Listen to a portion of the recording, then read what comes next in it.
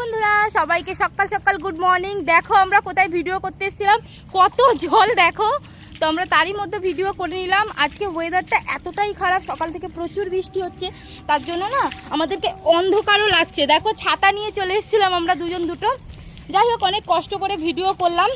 তোমরা প্লিজ দেখবে, সাপোর্ট করবে, লাইক কমেন্ট শেয়ার করবে আর পাশে থাকবে প্লিজ।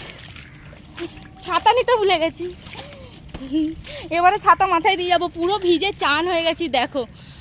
আর দেখো এরিয়াটা কত সুন্দর লাগছে। আজকে ওয়েদারটাও খুব সুন্দর, কিন্তু ভিডিও করার জন্য একদমই ঠিক না, অন্ধকার লাগছে গো।